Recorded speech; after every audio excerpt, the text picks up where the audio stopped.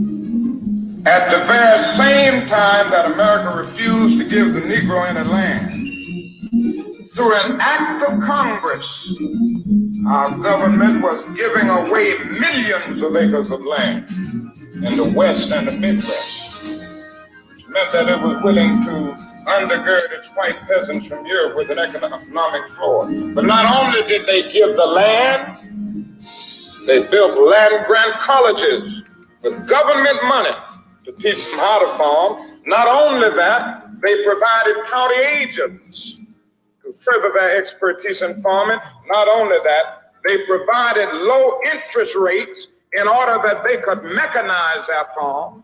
Not only that, today, many of these people are receiving millions of dollars in federal subsidies not to farm, and they are the very people telling the black man that he ought to lift himself by his own bootstraps. And this is what we are faced with, and this is a reality. Now, when we come to Washington in this campaign, we are coming to get our check. What's up, ADOS and our allies? Hey, good evening on the West Coast. Good evening in the Central. Good evening on the East Coast. You know who it is. Angela Nirvana, your hostess with the mostest on the Friends of ADOS TV channel, bringing you those ADOS hot topics. Angela Nirvana presents the way I see it. Making the case for reparations, always on this show, family, until they cut the check. What? In the trillions over multi-generations. That's right. And making the case undecided for that democratic down ballot strategy. Yes, family. I went out to vote today. I'm so excited, family, to go and cast my protest vote like I've been educating you guys or sharing with you guys as an option. I did it, and it felt so liberating to give the middle finger to the Democrats and the Republicans this election cycle by voting green at the top of that ticket, and Democratic down ballot, the most progressive I could find. Shout out to ADOS LA, who put together a wonderful voter guide, right? I mean, they went all the way down. Erie Blackfire, I saw you over at Dr. Amadou Shakur's show. I'm so glad you support New Black Media. Thank you for joining the live. I love her too. She is fire, isn't she, family? What's up, Mike Michelson? Thank you for joining the live. Lafayette Ward, thank you for joining the live. Deborah Burrow, thank you for joining the live. Robin, the girl wonder, thank you so much, family, for joining me. I so appreciate your presence. Follow in. Yes, family, we got an exciting show for you tonight. As always, I'm going to do my best not to scream. My daughter says I scream the same things at you guys every show. I hope you learned at least one takeaway, one nugget every show. I really hope that's happening for you, because it's sure enough happening for me. Light bulb after light bulb as I speak with my family, my tribe. I'm so proud to be amongst you guys in this moment of history. This is our civil rights moment. It's second wave. We in the ADOS movement are coming back to finish the work of Dr. Martin Luther King Jr. His last 3 years on the planet was about economic justice. He was coming to Washington during the People's March, the Poor People's March, to collect that check. And so they did what they always do to our strong, assassinate us. Well, the beauty of the ADOS movement is we are all throughout the country. They can't kill all of us. That's how I feel about it. And we are amongst some of the most educated, some of the most progressive comrades in this movement. I am so excited to be amongst you. We are making history. We are making the ancestors proud, and we are making our children and our grandchildren and our great-grandchildren proud in this moment, family. Stand down and stand strong. But like I was saying, I went and cast my protest vote. And at first, it was looking like it was going to be some nonsense. Okay, over at the Museum of the Latin America Art, they said that they were taking early votes from 10 to 7. And of course, I get over there, and that's not the case. Now, I was trying to do this as I was headed to the beach for my workout, just trying to be real systematic about my morning. You know how you try to line it up in your head. Okay, I'm early voting because, family, out here in California, it took me 3.5 hours to vote during the primary. And I ain't got time for that during a pandemic. So I got myself together and I said, today is the day. Shout out to ADOS LA. They actually sent me the voter registration guide, and they had beautifully thought everything out on all the measures, the propositions, the people running for office all throughout LA County. I was so ecstatic to have that guide to make sure it aligned with the way I was intending to vote. It was just excellent to have that from the ADOS movement versus, say, Bernie Sanders people or the People's Party. Like, it is amazing when you get that work done by your very own, and it aligns seamlessly. So shout out to them for that. I thank you. So I decided, well, let me get over to the convention center. Now I'm thinking, oh my God, the Museum of Latin American Art is very small and contained, but the convention center out here, I didn't know where to enter. I kept saying to myself, do I wait until tomorrow, which is Friday, and go and cast this early vote? Gambling in my mind, which is going to be the best solution for me. And Spirit said, Angela, just go try. You're already in the mindset to go and vote. Just go try to vote today before you work out. So I got to the convention center and I was aggravated, but I saw a brother and a sister coming out I finally found the entrance to where they vote. And I saw the brother and sister coming out, barreling down the steps. And I'm like, why are there cones across the parking structure? Like, for me, they really didn't do a good job of making this easy on the handicapped and the elderly. There were steps to go up, no parking nearby. You literally had to park off the site and walk. I said, Angela, there's no time to be political. You're here. And when I spoke to them and they said there was no line, that was my green light to find me a meter and get in there and do what I had to do. So I paid to park. And I walked in. It was beautifully laid out. They had all the computers. Everybody had their station. They're asking you questions about COVID. They've got masks. They've got bacteria lotions. They've got sanitizing cloths. They've got gloves if you want to use your gloves to punch in your stuff on the computers. It was laid and splayed, family. And there was no line. I was ecstatic that there was no line, family. I was over the moon thrilled about that. I got in and out within 15, 20 minutes tops, back in my car on my way to the workout. So I am so thrilled to have been able to vote for Howie Hawkins and Angela Walker, who were on the ballot out here.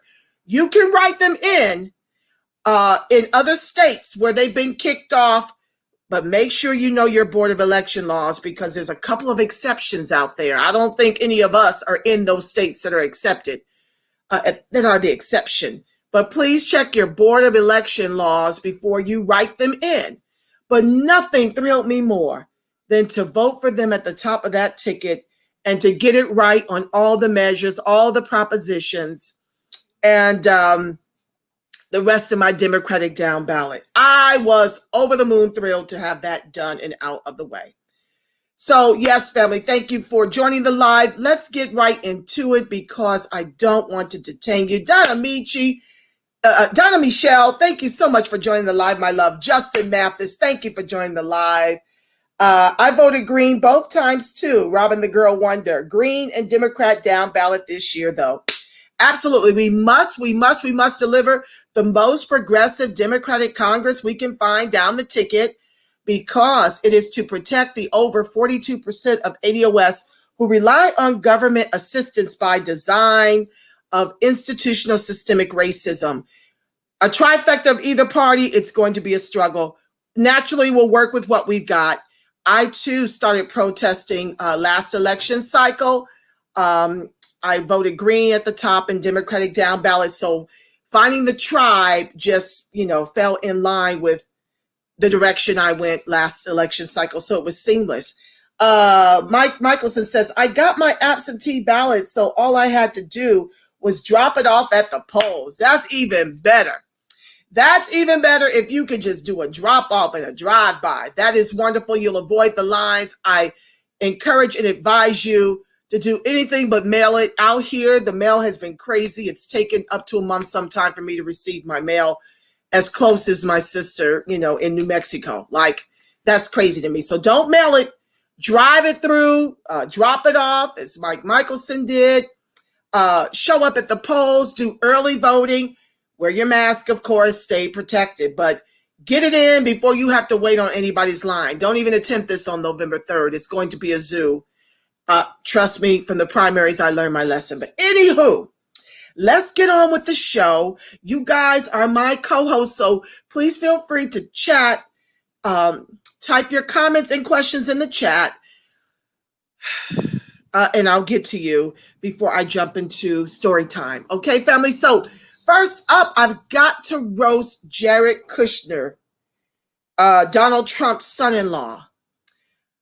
This fool had the unmitigated gall to tell the ADOS, whose ancestors built this country with their lives, that his father-in-law can only help us in as much as we want to help ourselves. We have to want to be successful. And Yvette Carnell, shout out to her. She did a powerful job unpacking this. And how ludicrous it is for someone who comes from, like she coined it, Daddy Warbuck dollars, to talk down to the very ADOS whose ancestors built the privilege he eats from. We are the legs of that table that he eats from. And he's got the unmitigated gall to suggest we somehow just don't want to be successful. I was mortified to read these kind of comments from this very white privileged, white supremacist Jew. Okay? It was atrocious that he is so privileged that he doesn't even know history. He clearly couldn't know history to have those words coming out of his mouth. And Yvette shared about how his father paid for his Ivy League education. You see, when they do these things, they get away with it, right? We've had Lori Loughlin and Felicity Hoffman. Lori, I can't think of the woman's last name, but they were caught up in the same scandal of paying for their privileged children to get in certain institutions, and they got slaps on the wrist. I think Lori was able to dictate to the courts, where she wanted to do her 2 weeks or whatever it was. Like she was picking resorts to go and luxuriate. She got to choose where she was going to do her minimal time for having paid off people within her daughter's institution to get her in there. The girl didn't have to jump through hoops with any SAT or ACTs or she didn't have to do anything extra. She didn't have to be smart. She didn't have to be smarter than the next white person. None of that. She was just able to step right into her own privilege because she comes from white folks who share 100 trillion household dollars to ADOS less than 700 billion since COVID. They share more than 100 trillion since COVID. We share less than 700 billion since COVID. So from the resources of her very privileged, wealthy family that stole all the wealth from ADOS, she was able to buy her daughter's entry into this college. Both of them, Felicity and Lori, actresses, okay, that are making a grip. Of course, they're making a grip on top of grips because they've got husbands that make grips. And they've got husbands in high positions that steal.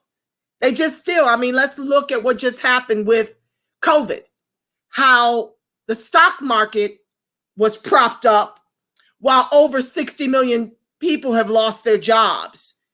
And you know, when white folks catch cold, ADOS catches COVID. So they're able, from all this privilege that was stolen, to buy their children esteem and position. Unakin to the Black mother who was arrested for just using, she's doing 5 years because she used her father's address to get her child into a more privileged public school in her area because she knew that where she lived, they weren't educating her children. The courts threw the book at her. They threw the book at her while allowing Lori to choose where she was going to luxuriate in, white collar prison for 2 weeks to 2 months. I don't even really know what it was, but it was abominable that you would throw the book at a mother who used her own father's address to get her son into a more prestigious public school, not private school. She didn't pay off anybody. She used her father's address to get her child a better education than the address due to the theft of white folks that she is forced to live in. Okay? So she gets 5 years for using her father's address. And these women get away with paying off everyone to get their children into the privileged institutions. Okay? So here we've got Jerry. What's up, Adrian? Thank you for joining live.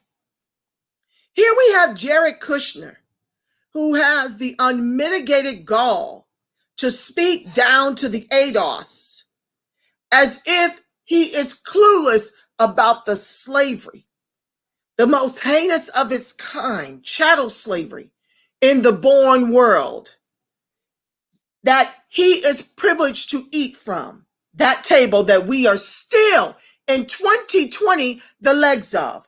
It's been over 400 years.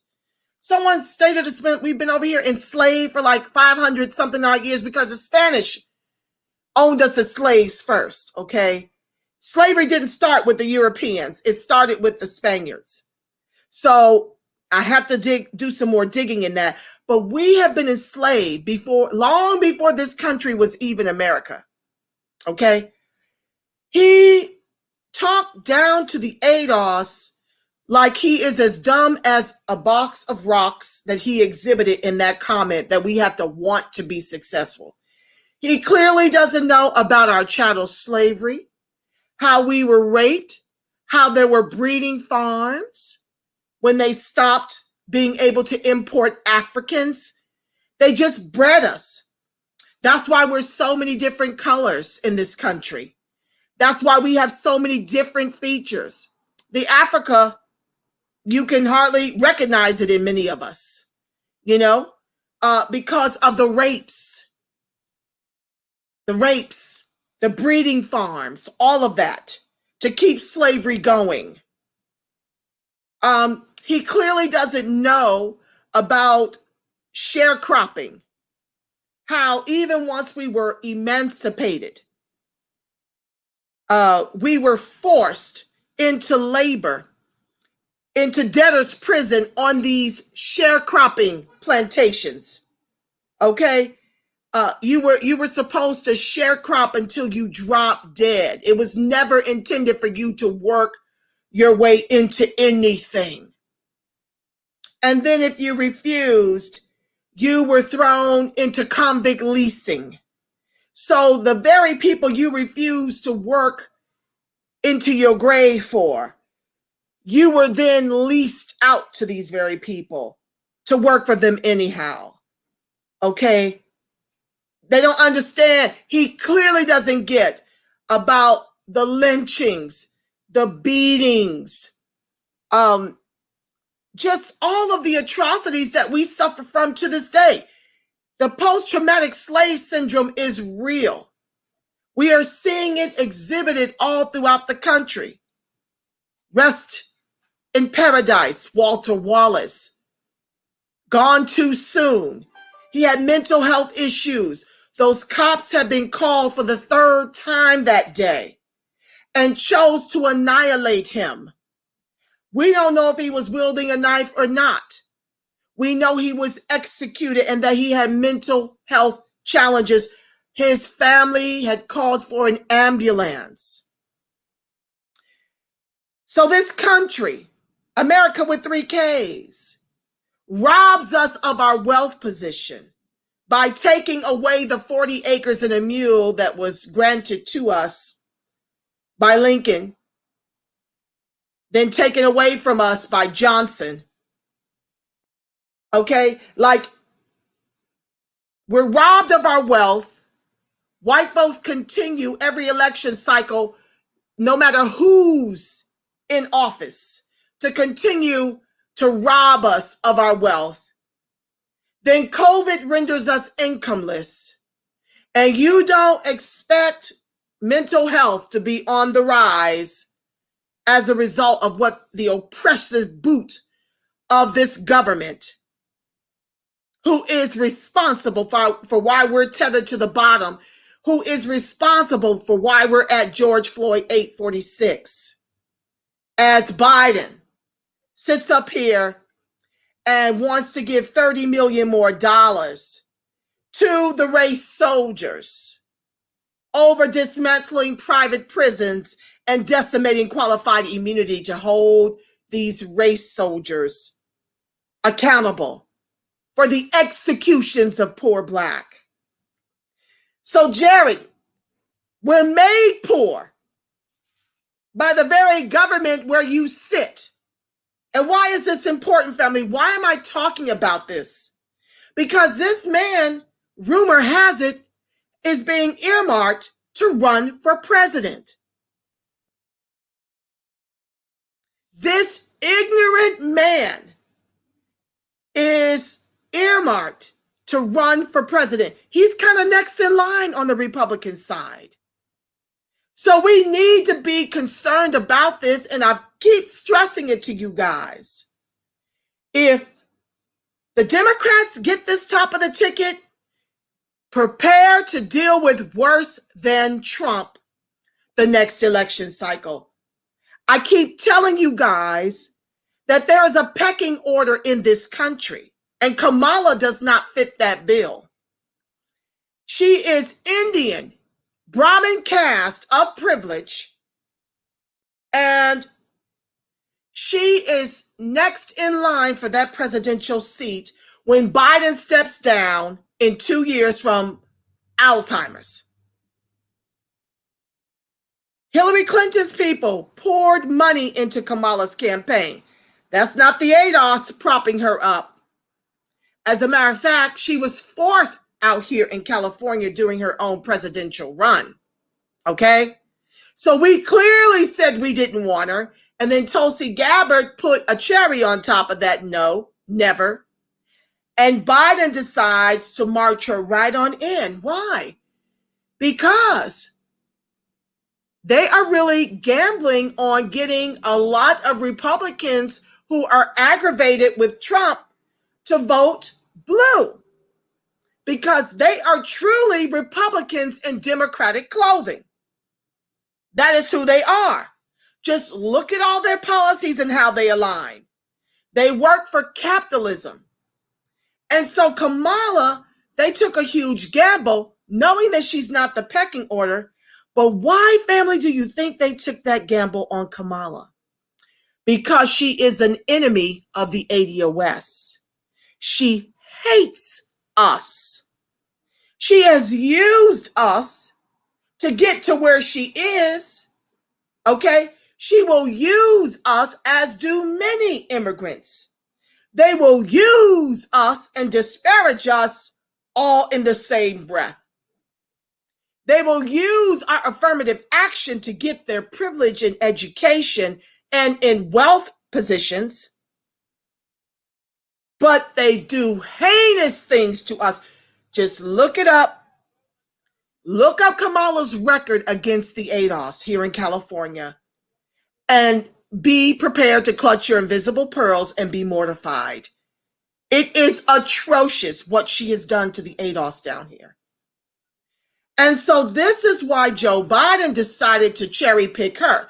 They had to put her away because she couldn't raise money and she couldn't get support once Tulsi exposed what we've been exposing in the social media spaces. Once Tulsi Gabbard did that, that finished her.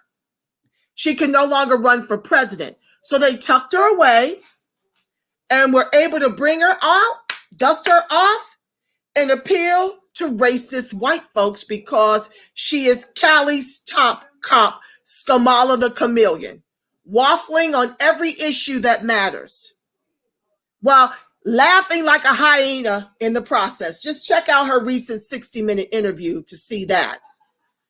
So this is the plan all along. Let's get Strom Thurmond's boy, Biden, who was not winning until Coon Clyburn got involved and did his bidding down in South Carolina. And then Coon Obama got involved and had everybody else fall on their sword to make space for Strom Thurmond's boy. And as we've been reading in Presidential, for those of you who have been following, you already know what time it is with this book and how even the ones that grew up in abolition, when it was time for that white vote, they turned on their abolitionist roots and became Confederates, no matter what side of the aisle they were on. Okay? So back to Jared. There's a couple things I want to share, and then I'm going to read this article that I haven't heard touched on. You've got to watch the Netflix Dirty Money series where they talk about Jared Kushner exposed as a slumlord. Okay, that's kind of the new information I'm going to impart because you may have heard about his father who got caught up in an election scandal. He was making donations, trying to buy elections in his son Jared's name.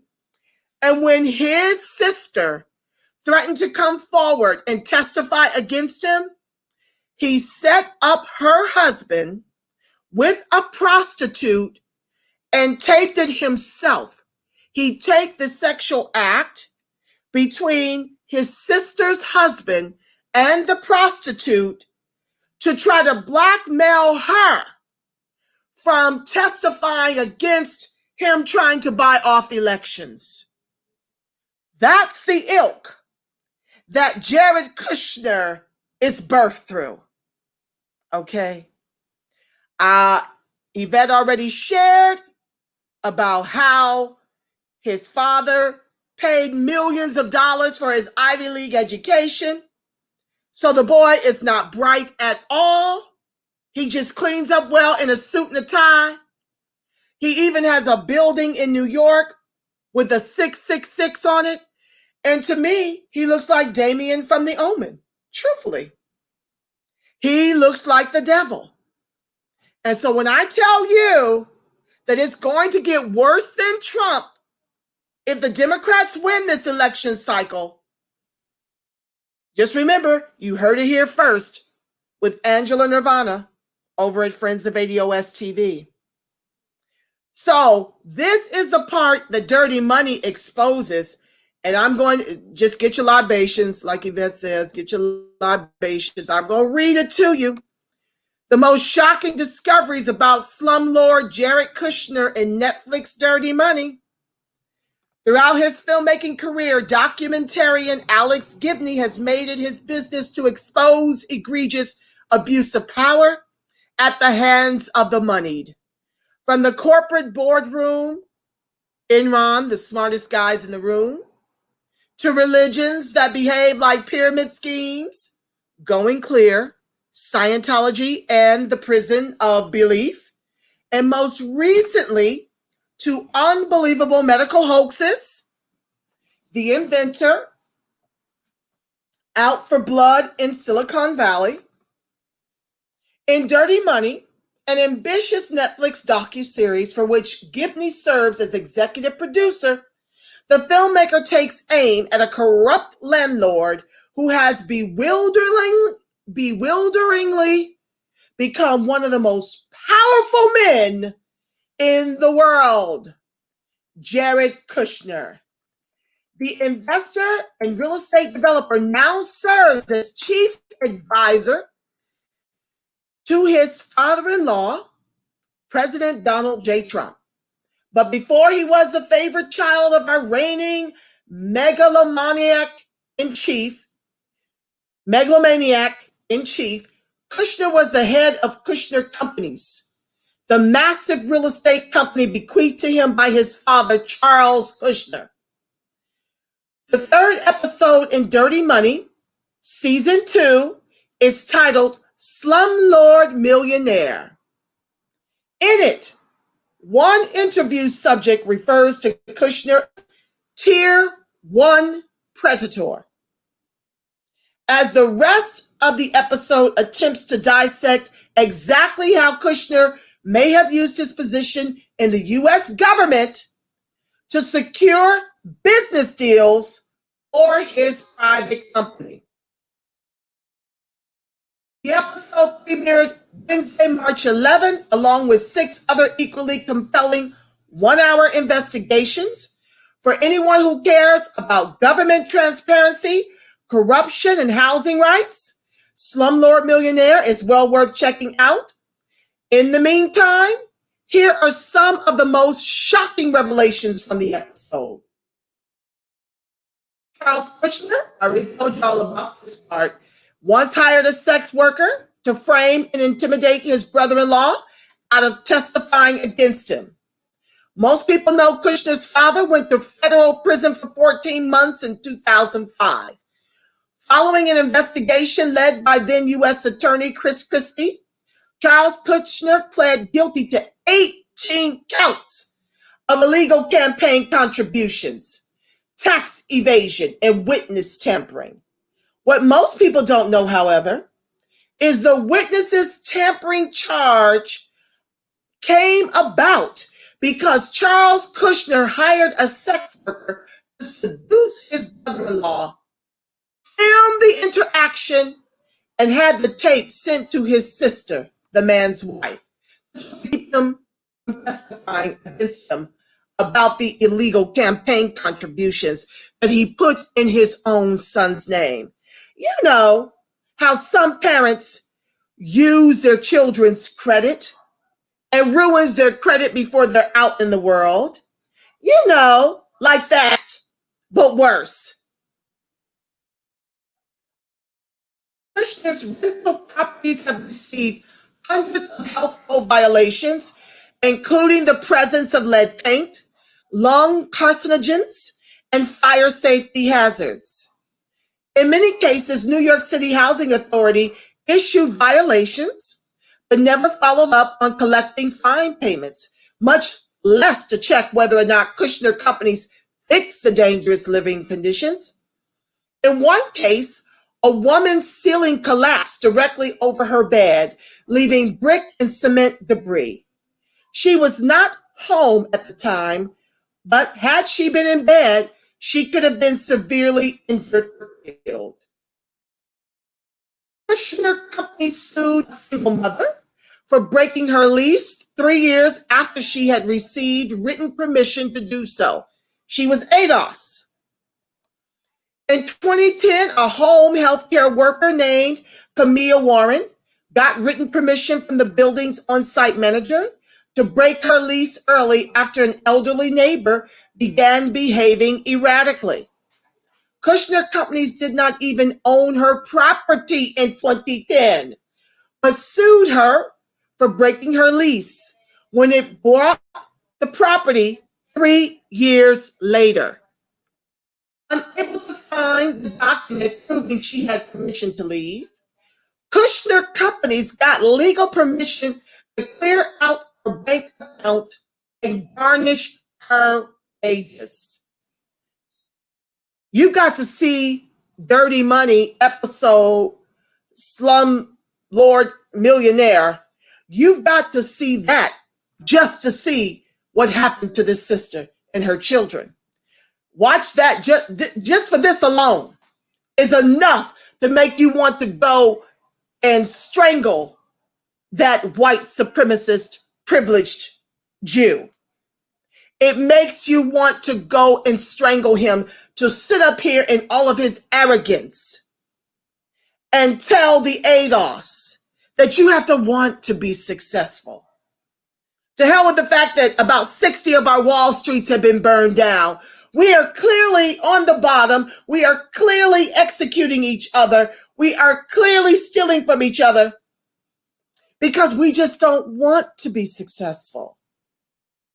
We have to want it.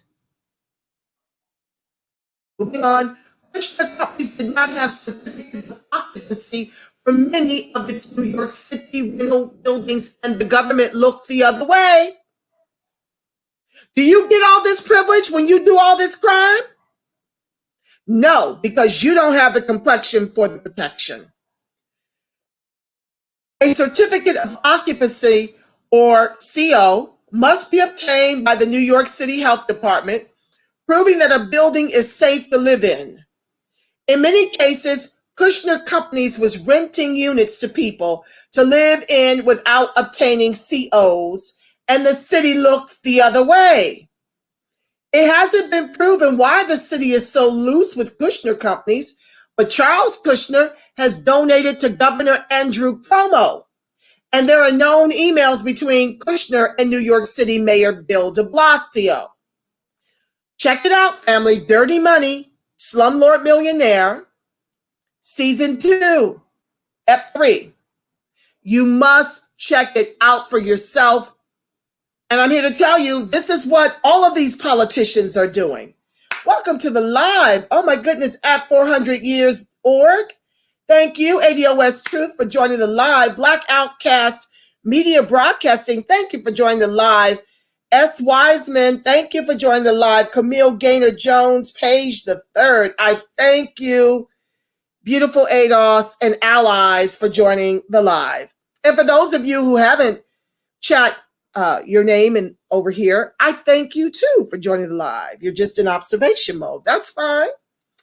I'll take you any way I can get you. Okay, fam? So anywho, this is the likes of Jared Kushner, who had the unmitigated gall to come for the ADOS.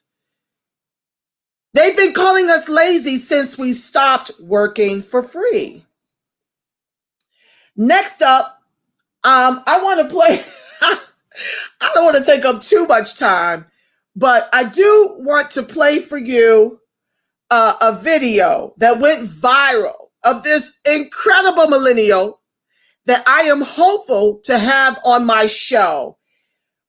What she shared in this video at the Board of Police Commissioners meeting was sheer. She shut the comments down.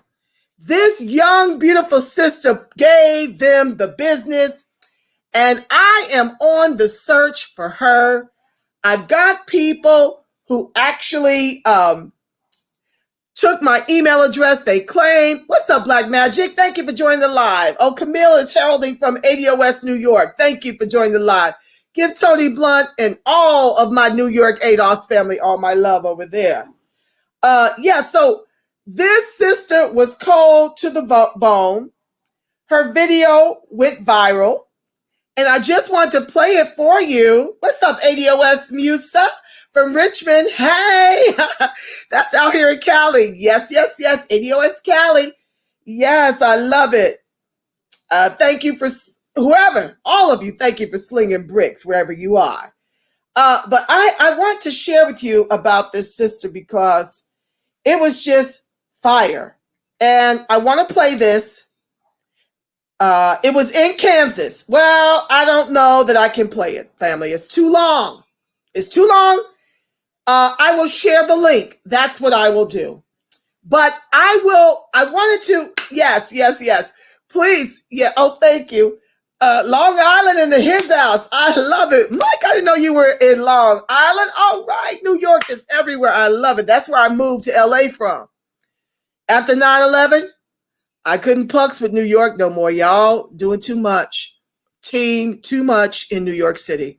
And I'm so much happier over here in the beach. It's just easy. Namye Ho Renge Kyo. So I'm looking for this sister. It's called Hero Speaks Truth to Power.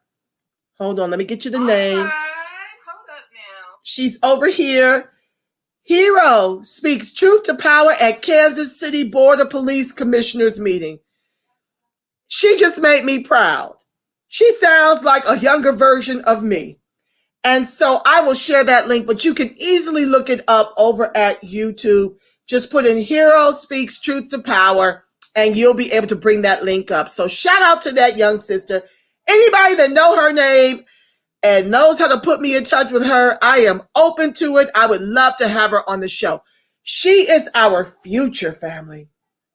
These millennials are our future, and we're going to do better by them.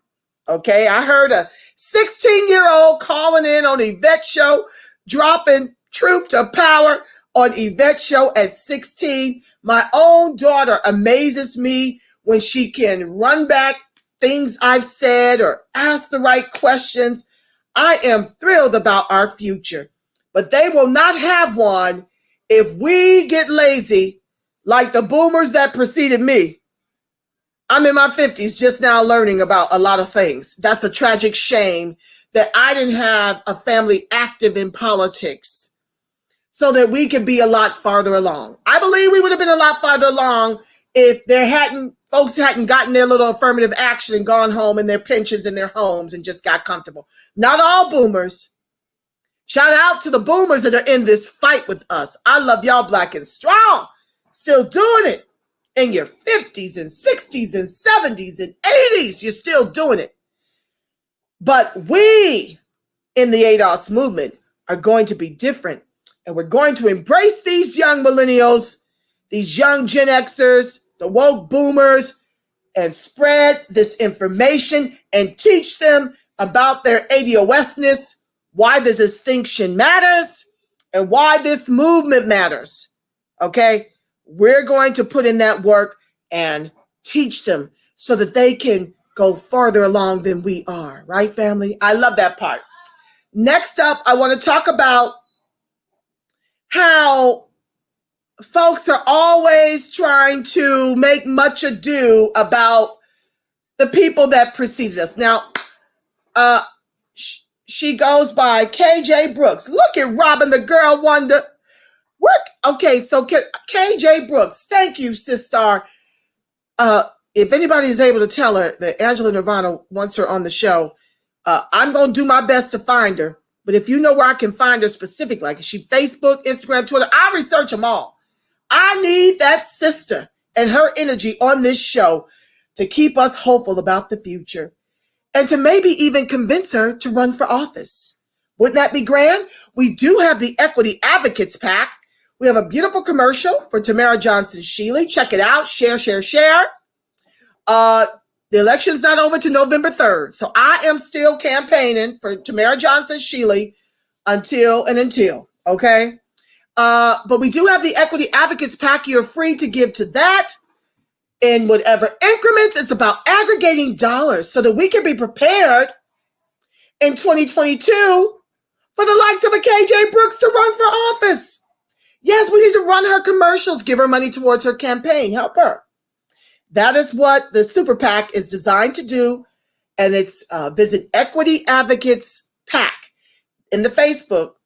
And then you want to visit equityadvpac.com for your donations. Okay, I'm on recurring. That's how much I believe in it. Yeah, let's get that going and get that money going right now so that we can replace the lames in session come 2022. No, you don't get to rest. The movie takes cat naps.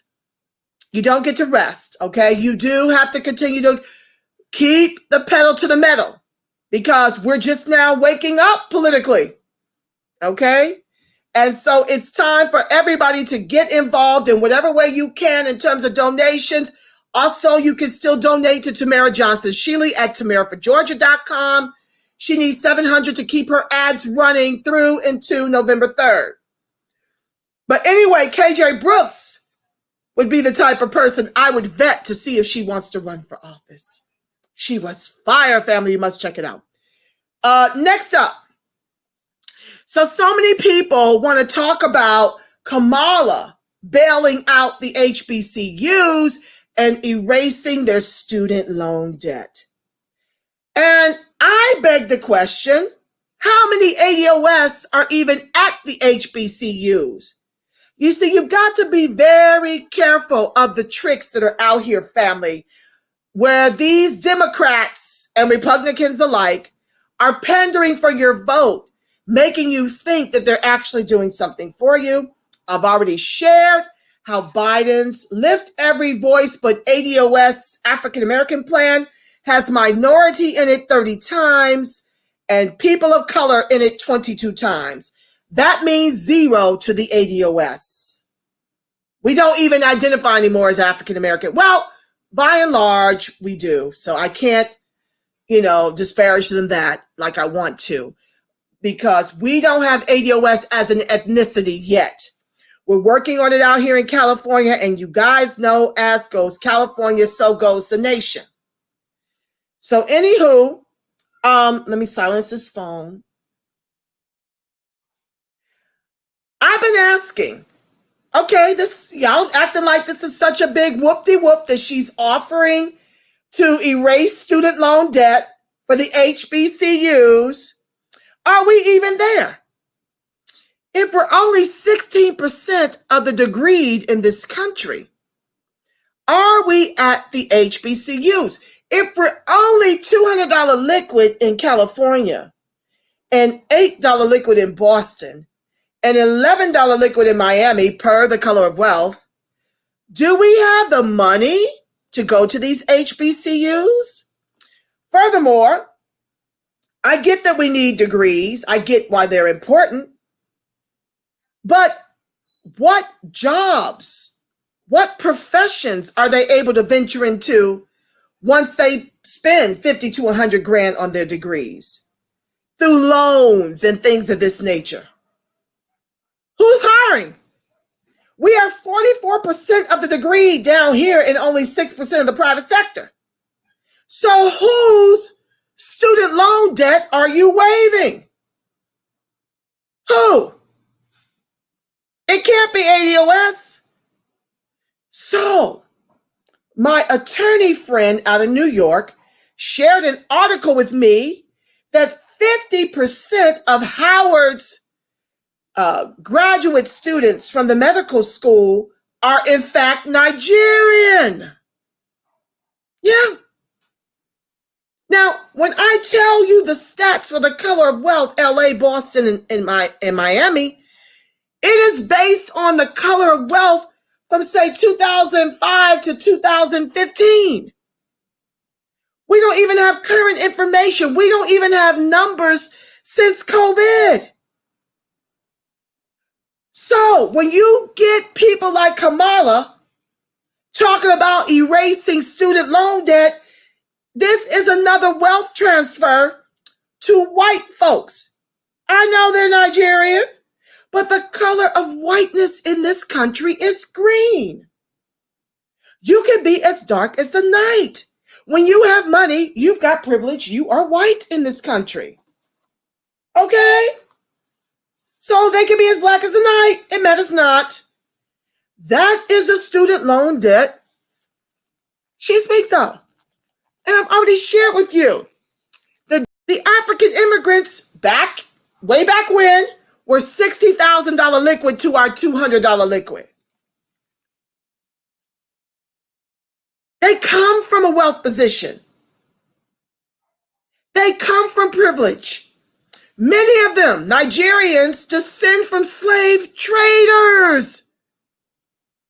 And so this is the sleight of hand of the Democrats, to sit up here and act and pretend as if they're doing something for you, while doing something for Black immigrants who have the unmitigated gall to look down their nose at ADOS, calling us a kata. Not all. We've got some allies. I'm talking about the ones who call us a kata, who operate from privilege, who have the unmitigated gall to speak to us like a Jared Kushner, to pull ourselves up by our bootless straps when we are their reparations. Their ancestors didn't endure the chattel slavery they traded us into. And don't come over here talking about how they didn't know it was going to be as harsh as it was. I don't give a damn. They sold us. And now they come over here with money and privilege and disparage us. And then they take advantage of our affirmative action and have an East Indian Brahmin caste white woman with a very white husband and white children want to erase whatever student loan debt was not offset by the free money through the government through our affirmative actions that was intended to make us whole, that white women benefit first from as minorities, immigrants benefit from second, LGBTQIA benefit from third. There's nothing less by the time it gets to us. So all our children are left with is a mound of student loan debt and no careers to offset that debt. So you've got to learn to read between the lines when it comes to these stats out here. They don't even tell you. It's not even easy to find how many ADOS are at these HBCUs. I've got to reasonably deduce that we're not there by the fact that we're a wealthless now and incomeless group since COVID. I had to put that together with my brilliant mind because we are brilliant people. Yeah, my friend was able to tell me about the medical school graduates at Howard. I don't know how many of us are there because this country loves to flatten blackness. They love to put a decadent veil to make white America believe that we are doing as well as the Oprahs or the LeBrons or the Jordans or the Africans or the Caribbean. In Boston, the Caribbean have 12,000 in total assets to ADOS $700 total assets, and we $8 liquid. And we build all the wealth. And this is why ADOS needs its distinction. This is why this is my square. This is why I will be sounding the reparations alarm until I no longer have breath, until they cut the check in the trillions over multi-generations. This is why I'm Democratic down ballot, green top, until they cut those checks in the trillions over multi-generations. I am tired of Black ADOS, the lineage, and immigrant Black trying to act as if, well, you're just not pulling yourself up by your bootless straps. I did it. Look at me. All the while lying to us about how they were able to do it, how we were more in a social position to help each other. We're not down here at these hiring tables down in LA. I am blessed and fortunate to work for a predominantly Black-owned company. But for that, I too would be struggling to find work because I was struggling before this company hired me. So how dare you sit in your privilege and act like black on black crime and murder just happened by osmosis. One day we just woke up and lost our black minds and decided to turn on each other. And you guys are running to the, not you guys, okay? If you rocking with me, you either on the fence or you down with that revolution, okay? Because not too many of them will ever be over here. They're not coming to this show, and I don't mind. I want to speak to my tribe that understands where I'm coming from, and I want to speak to the undecideds to help you get in this revolution with us. But how dare you sit from your privilege and look down your nose at the ADOS, who are on the bottom by design of institutional systemic racism. There before the grace of God go each of us who are now unicorns amongst our own people. I remember working in corporate and having black faces to report to and black faces in management. And down here with Wells Fargo Bank, how they got rid of everyone black, with the exception of a couple of tokens, and replaced us with immigrants. And that's what's going to come for us if these Democrats are allowed that top of the ticket.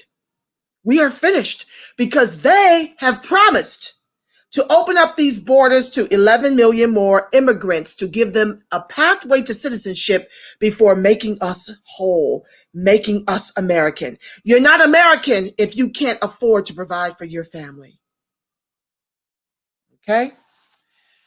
Taj Marie, welcome to the live. Thank you. Travis Johnson, thank you for joining the live. So that's my rant. That's the way I see it. I'm looking for my glasses, y'all. Because it's, guess what? Story time. We got John F. Kennedy and we've got Lyndon B. Johnson.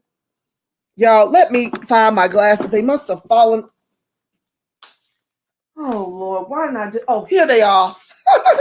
Oh, y'all can't see all that. Oh, my goodness. All my mops and brooms in the living room. I should have turned it that far. Y'all ain't supposed to see all the mess in the house. That ain't for show. But anyway, I'm going to get into this reading.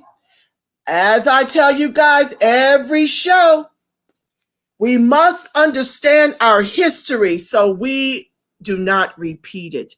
And the way you repeat it is this lesser of two evil, two-step shuffle to our own peril. We have been doing that since FDR 1936, and we are at George Floyd 846.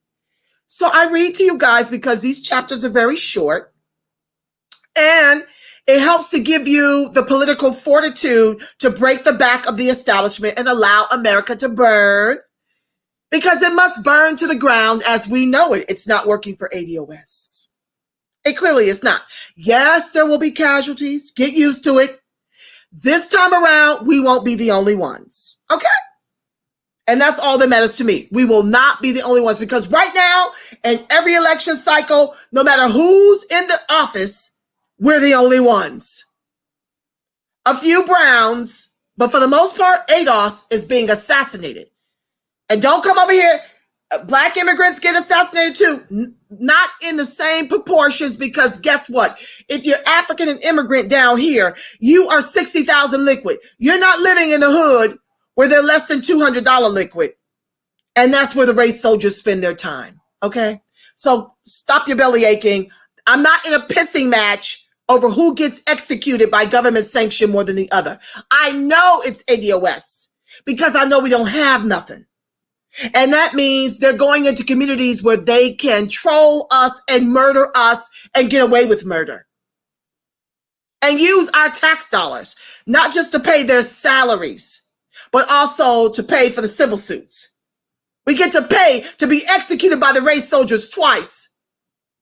And then we get to go out here and vote for a Democratic party that's clearly stole the primary for Biden and Kamala.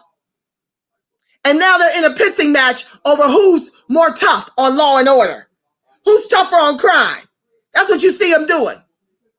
Wanting to bring in more race soldiers into our communities over resources. How about education? How about jobs that pay an American wage? $15 ain't it for most places in this country. How about home ownership? How about business ownership? When we had those things, we weren't murdering each other. We weren't having turf wars. The police always has been a gang. They're the ones inciting most of these wars, black on black crimes and murders in cities like Chicago. You dig deep enough, they're at the center of it. So much corruption going on. And you're preying on the poor, whom this country has contributed to tethering to the bottom. So let's dig in so I can get you out. I'm already at an hour. Y'all know I was born to talk.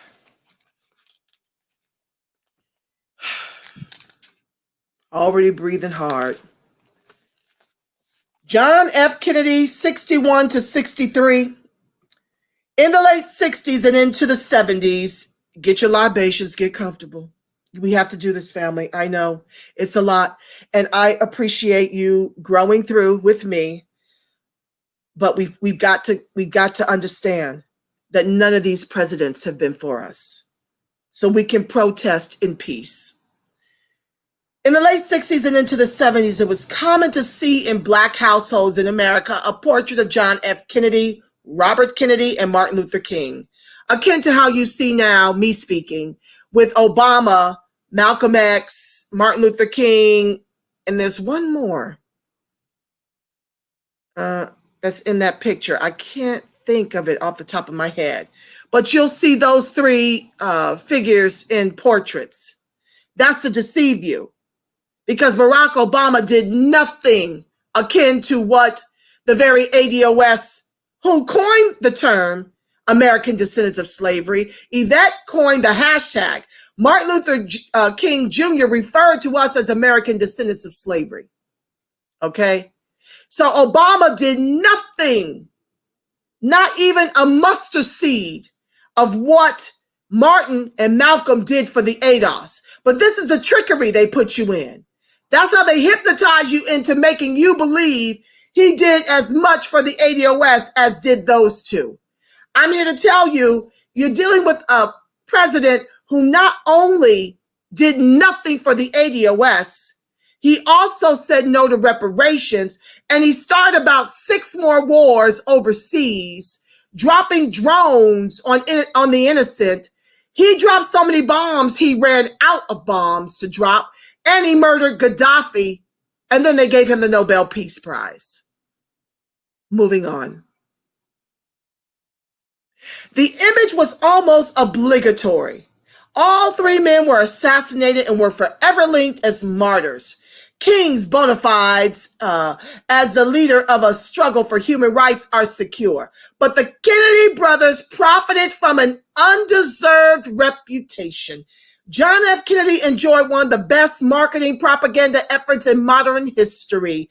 He had great speechwriters, the love of the elite classes, an Ivy League education, and a family who had been famous for decades.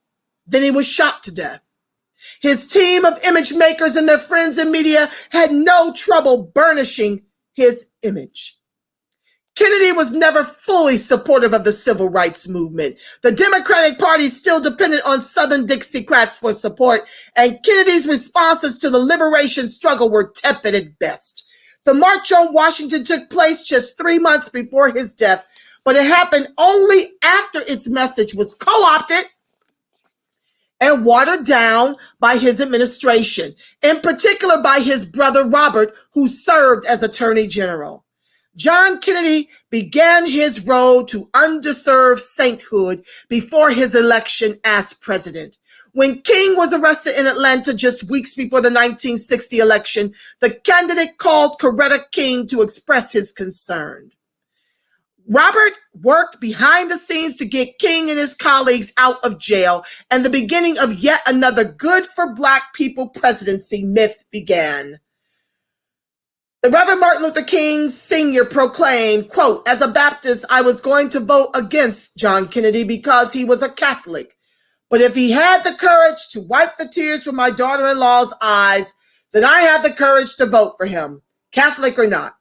And I've got a whole suitcase of votes that I'm taking up and putting in the lap of John Kennedy," close quote. As his campaign song, High Hopes with John Kennedy, suggested, there were high hopes that Kennedy would take strong measures on civil rights legislation when he came into office. There were high hopes for Obama when we elected him for 2 terms, and we're told to keep waiting. He can't this election cycle. Just give him another term. He'll ride hard for the ADOS. Well, he can't during his second term. Let's wait until he gets out. We still waiting on Obama to be pro-ADOS. But he did none of the things that had been discussed even among his advisors. He did not desegregate the National Guard or sue Southern states to force school integration. He was initially opposed to issuing executive orders prohibiting discrimination because Southerners chaired the House and Senate committees that would have the opportunity to weaken or overturn them. The first of the executive orders that he ultimately decided to issue, signed on March 6, 1961, required federal contractors to take affirmative action against discrimination based on race or color. It was the first official use of the term. The order also established the President's Committee on Equal Employment Opportunity, the forerunner to the establishment of a full-fledged federal agency, the EEOC. The order was toothless, as the president stated at the committee's first meeting that compliance should be voluntary. The president said at the committee's first meeting that compliance should be voluntary. Ain't this about a blip? This is the same thing happening with H.R. 40, me speaking. H.R. 40 is a study for our reparations. It is toothless without the Darity edits. So we don't want any more signatures on that toothless bill. We've got to pivot and do something different with our own legislation.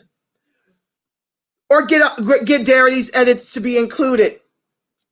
The order was, okay, cancellation of contracts would be a last resort.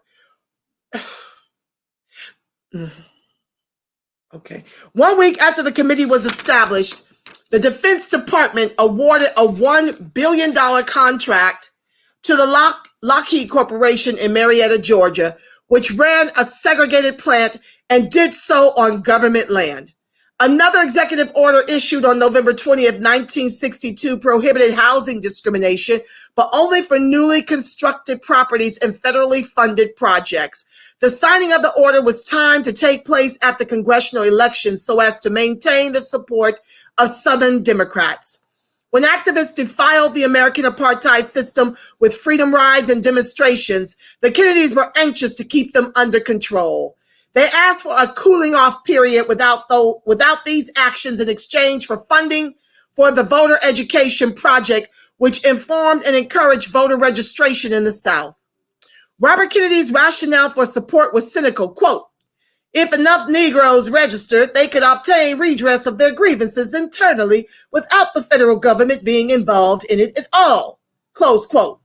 The SCLC, Southern Christian Leadership Conference, took the funding offered, but youth in the Student Nonviolent Coordinating Committee, SNCC, were unhappy and felt that older leaders had been bought off by the Kennedys. Isn't this how we're feeling today, family? That the boomer vote has been co-opted by Clyburn that created this domino effect to why we now have Biden, the author of the 94 crime bill, segregationist Jim Crow Joe Biden, Strom Thurmond's boy, running for president while calling Trump a racist. Make it make sense.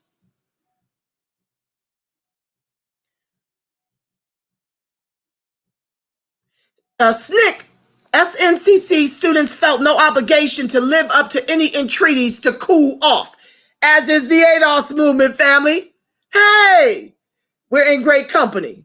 While the Kennedy administration asked activists to stand down, it never gave up its effort to make Southern segregationists happy. A 1960, is this not the case with what's happening right now with Biden placating to the Republicans? Oh my God. I tell you, one party is all it is, and neither party is for the ADOS. A 1961 omnibus judgeship bill created 130 vacancies, many of which were filled by appointees handpicked by Southern senators. They were all up in the DNC convention. Didn't you see the Republicans able to speak? They gave AOC, not that I'm a fan of hers, like a minute, 60 seconds. And instead of choosing Bernie Sanders, who I think was a beard for the Democratic Party, okay, to rally and coalesce more votes around them for a second time, he goes and chooses Kelly's top cop, Kamala the Chameleon, to appeal to who? The Republicans. As a matter of fact, stock in the prison soared after he chose Kamala as his VP pick. Let that sink in. As they have no plans for real reform for our men who are warehoused in the prisons, 1 million strong, close to it, in the new enslavement called the private prison industrial complex. That's why stock soared. So we're wealthless, now incomeless. Where else is there to go but the new slavery in the prisons?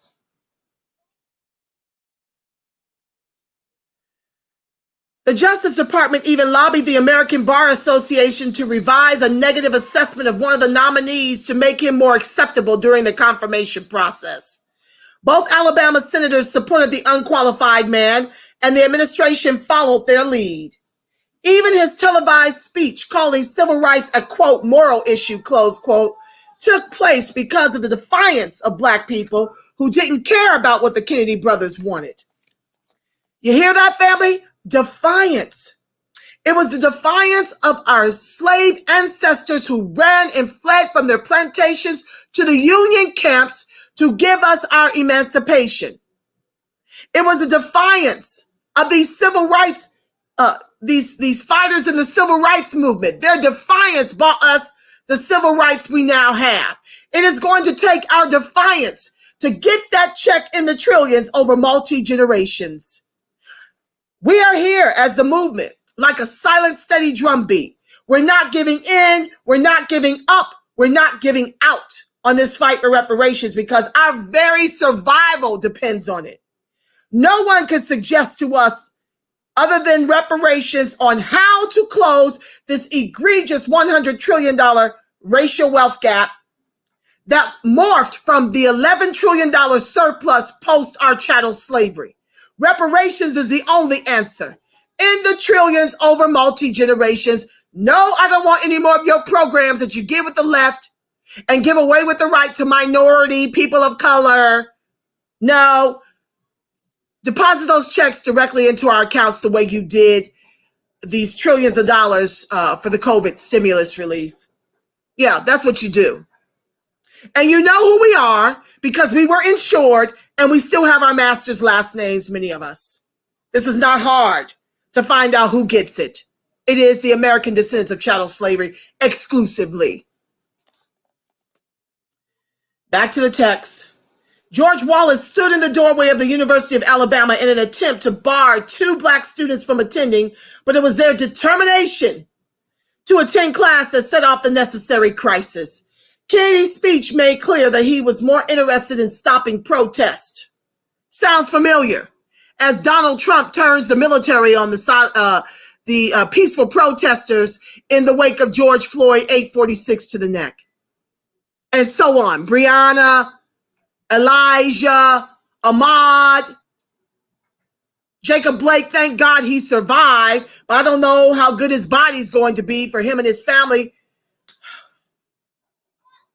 Most recently, Walter Wallace, The beat just goes on. They just keep assassinating us with no real reform in place. No, the only way to get real reform is to dismantle private prisons and decimate qualified immunity and put the resources in our communities while giving us our reparations check. $1 million apiece would be fine. That would suffice.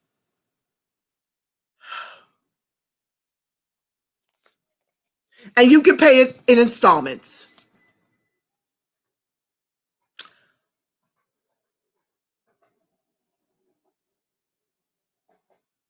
Kennedy's speech made clear, quote, "We have a right to expect that the Negro community will be responsible and uphold the law, but they have the right to expect the law to be fair." When has the law ever been fair to ADOS? Can someone please type it in the chat? While Kennedy would hold a photo opportunity with Myrlie Evers, the widow of Medgar Evers, he did nothing to keep people like Evers from being killed by the Klansmen in the first place. Is this not true of every president? Obama had the executive pen, could have ordered anti-lynching. That's still sitting in the Senate. Every president has done us in. This is the purpose of this exercise, to help you be comfortable and going in there and voting anyone other than a Democrat at the top of the ticket and the most progressive Democratic down ballot you can find. Despite pleas from Dr. King and others, the administration repeatedly refused to provide protection for people who only wanted to exercise their citizenship rights. The more things stay the same, the more things stay the same. Like the Franklin Roosevelt administration, me speaking, now they're talking about bringing out the troops because of all these white militias who they refuse to call terrorist groups, the KKK, all of these white militias are now threatening to go to war if Trump does not win another term. Y'all better stay in your houses. Make sure you have enough food and stuff, because that ain't our monkey, ain't our circus. Just get out the way. Like the Franklin Roosevelt administration, Kennedy tried to stop the March on Washington. Ain't this about a... The march was originally called the Poor People's March, and its demands were not limited to passing civil rights legislation, but extended to ending poverty in America. And here we sit. Here we sit, tethered to the bottom economically. The president told the black protesters that their activism was a hindrance to progress rather than its impetus. Quote, "We want success in Congress, not just a big show at the Capitol. Some of these people are looking for an excuse to be against us," close quote. Robert Kennedy expressed criticism from the very beginning, accusing King of wanting to embarrass his brother. We're starving, but you're accusing King of wanting to embarrass John F. Kennedy because we want to march on Washington about our conditions after building this country through the most heinous chattel slave labor known to the born free world. He sounds like Kushner. On the eve of the march, he spoke to diplomat Marietta Tree, saying about Bayard Rustin's involvement, quote, "So you're down here for that old Black Fairies anti-Kennedy demonstration, question mark, close quote." When Tree attempted to change the subject to Martin Luther King, Kennedy interjected, quote, "He's not a serious person. If the country knew what we know about King's goings on, he'd be finished," close quote. The administration was prepared to pull the plug if any of the speeches were deemed too radical for their taste. The march was considered successful, but for the wrong reasons. Kennedy was pleased that no disruptive incidents had marred an event that had begun as a protest, but had ended as a celebration and public relations bonanza for both the movement and for Kennedy's civil rights program. The assassination of the Kennedy brothers ensured they would be remembered with more exaltation than either of them deserved. They were always behind, always pushed ahead by the people who insisted on making change. The affection they still inspire is part of a long and sad tradition of Black people being pleased with the smallest political victories. Is this not the case? Is this not happening right now? As they want you to forgive it and forget it, wherein Biden is concerned, trying to make Trump out to be the boogeyman, when he in fact wants to close the borders for Americans, albeit I don't think that is for us, but it would help us not to have an influx of 11 million more immigrants. They already outnumber us. This may be the last election cycle our votes will even matter. He didn't jail close to 1 million Black men. He didn't author the crime bill. He's new to politics. But because he's mean and a racist, folks want to act as if Biden just forgive it and forget it. And he's still talking about putting $30 million more into the police, the race soldiers. And he's talking about, I don't even remember where he was at some church speaking, and this beautiful sister got up and shared about the atrocities in the community. I don't know which victim by the race soldier. I can't recall which one it was, but he was at a church and basically said, sending a dog whistle, that it's okay to shoot us, just do it in the leg, as compared to spraying and unloading your entire, guns, 10 of you strong, at us. Just shoot us in the leg. Not resources, not dismantle the new slavery, private prison industrial complex. Bring in more race soldiers and don't shoot to kill them.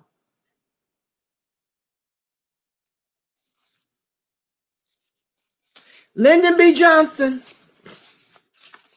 Because of time, I'm not going to read this is late 20th century. Let me see here. Okay. He was there between 63 and 69. Let me tell you real quick what was going on. The Voting Rights Act allows the federal government to oversee election processes in states where rights are restricted. In 66, Huey P. Newton and Bobby Seale found the Black Panther Party for self-defense with its focus on education, voting safety, and full employment. That's the year I was born. Y'all think that has anything to do with why I'm so radical? I was born the year of the Black Panther. My father was a Black Panther. It's in my DNA. Oh, wow. I never knew that it was 66. In 69, Nixon's Office of Minority Business Enterprise supports and assists Black-owned businesses. Lyndon Baines Johnson, 63 to 69. Lyndon Johnson's racism was well known, but is overlooked in the interest of creating a happy narrative. He is remembered as the president who shepherded the Civil Rights and Voting Rights Acts through Congress. When announcing the passage of the Civil Rights Act, he infamously said, "We shall overcome." He is seen as a champion of the civil rights movement and is considered a president who was, quote, good for Black people, close quote. But Johnson did only as much as he was forced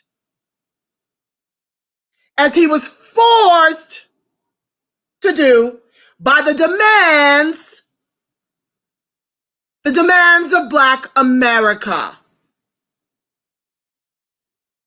ADOS, we are on the right side of history. Lean in. ADOS rising. Mike Michelson says, my father was a Panther too, sis. Rock Hill, South Carolina.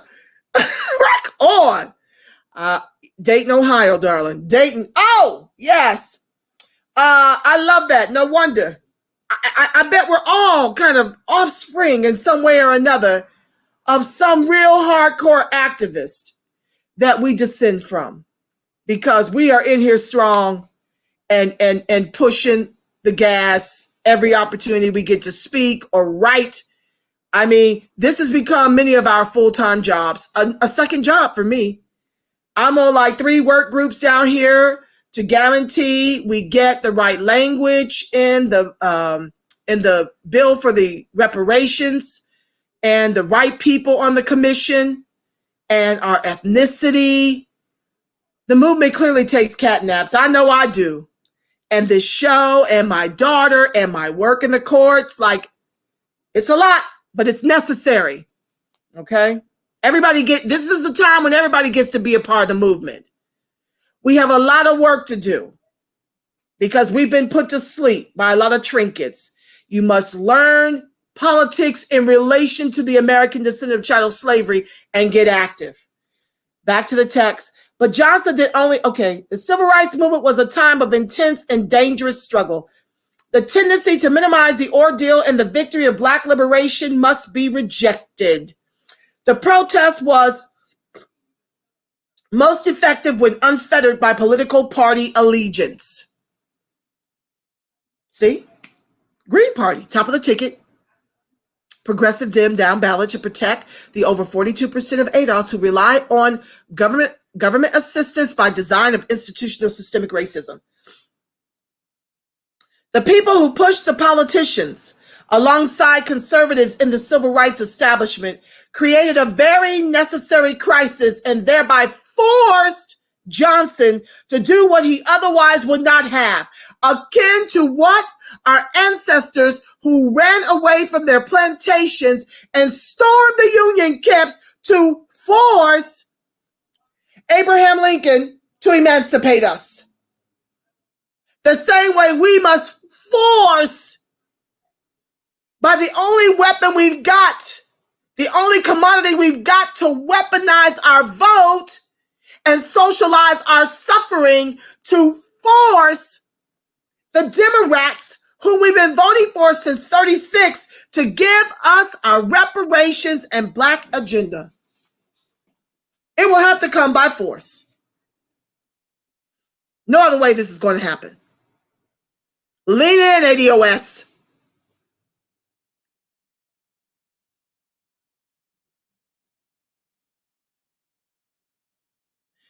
The people who pushed the politicians alongside conservatives in the civil rights establishment created a very necessary crisis and thereby forced Johnson to do what he otherwise would not have.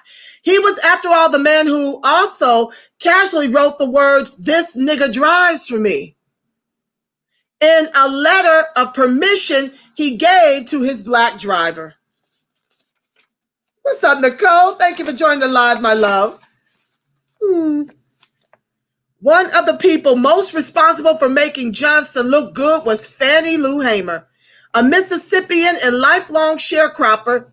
She became a leader in the struggle in that state. Now, me speaking, I don't disparage the ancestors. They did the best they could with what they had. Sometimes it looks like cooning to me, but I'm not here to judge. I'm not here to judge. But today, there's a lot of coons. I'm judging that. Because there are too many people comfortable eating their butter biscuits while the ADOS is being marched to the guillotines. They're being marched into third world country standards in the country their ancestors, our ancestors, built with their lives. So you're a coon if you're in 2020 still tap dancing for your butter biscuits. That makes you a coon. If you don't get that your education and all that God has blessed you with makes you privileged amongst your people, and you look down your nose at them, and you expect them to pull themselves up by their bootless straps, when you know full well on some level, even you coming up and rising through the ranks have had to endure institutional systemic racism, and you choose to make it the oppressed ADOS fault, then you're a coon. And I have no respect for you. None.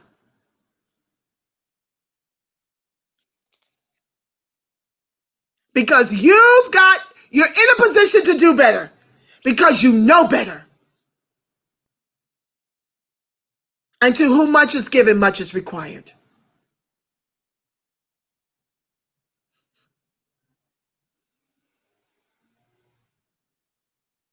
She and others formed the Mississippi Freedom Democratic Party, MFDP, in '64 and selected an integrated slate of delegates for that year's Democratic National Convention in Atlantic City, New Jersey.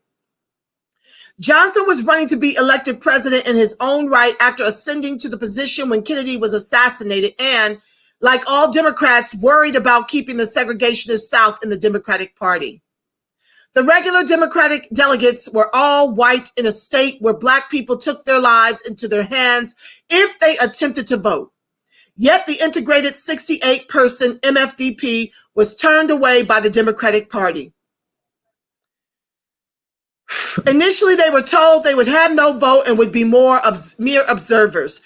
When they flatly rejected that offer, the MFDP were told that 2 members could be at-large delegates while the rest would be considered guests.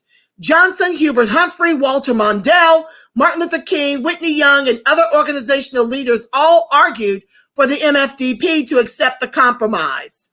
Some within the MFDP wanted to accept the Democrats' offer, but Hamer and others recommended standing fast.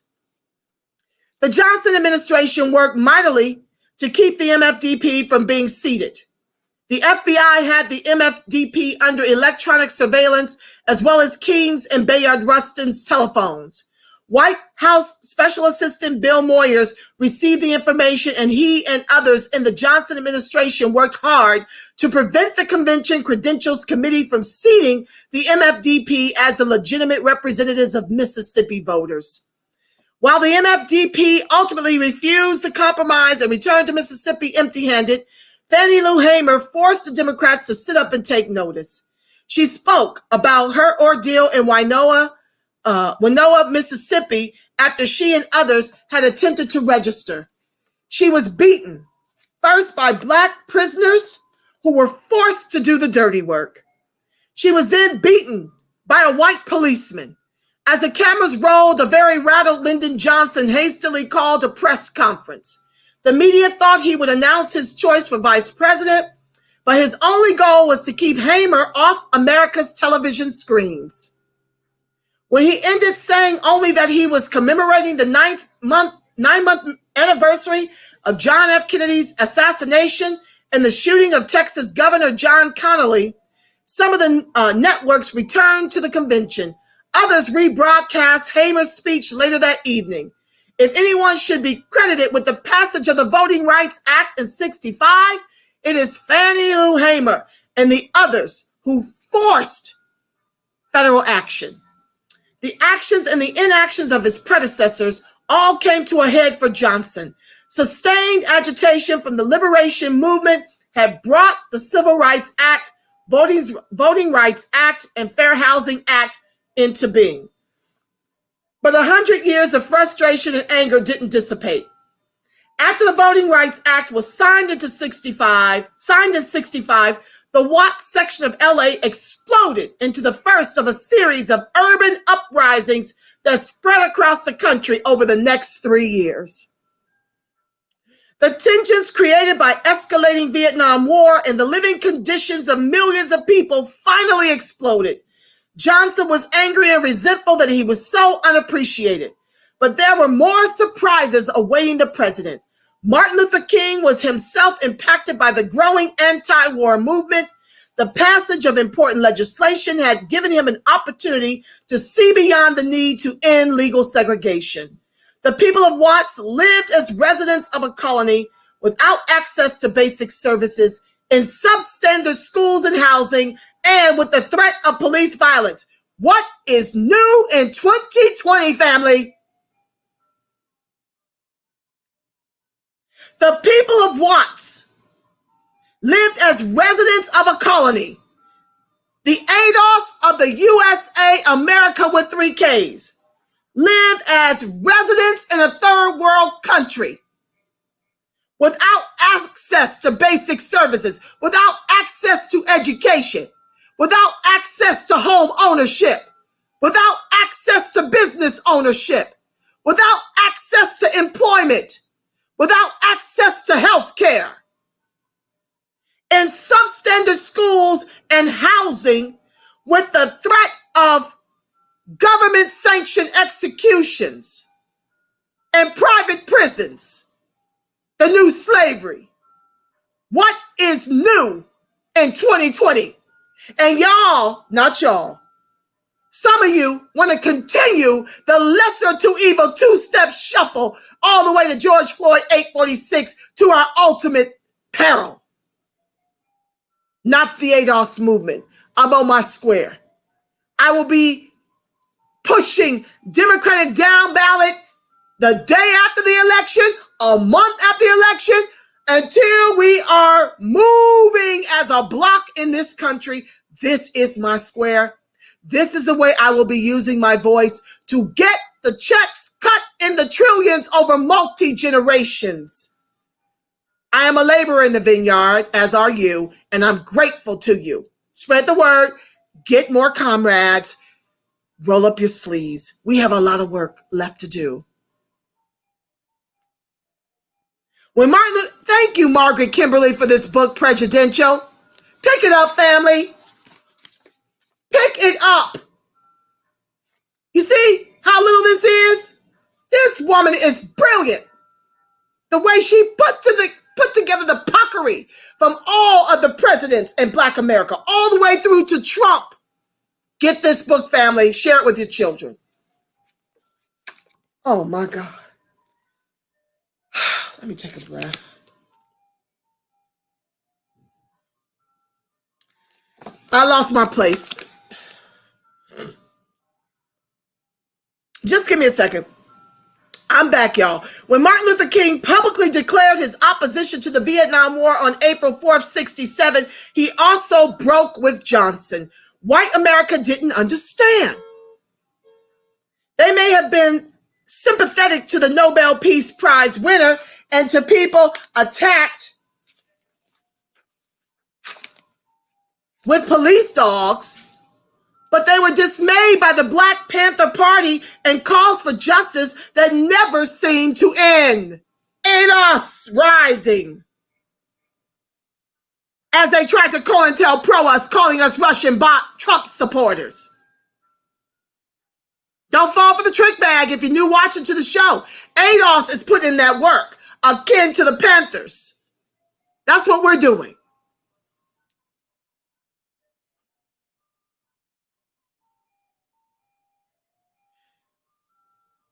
Johnson appointed the Kerner Commission to investigate the causes of the urban uprisings, but he wasn't satisfied with the conclusion that the nation comprised two societies, one black, one white, separate and unequal. What's different? Now they're pouring in immigrants over top of us. I don't know if you saw the viral video of the realtor, the Asian realtor in Scottsdale, that told the brother who was over there minding his own business that this is a nigger-free zone and yes, I'm a racist. He lost his job, but what about his license? So they bring in more oppressors.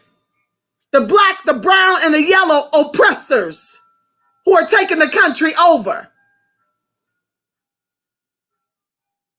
And if I don't agree with Trump on anything else, I agree with him on making sure that America, especially the ADOS, can survive. We are being replaced. We've already been replaced.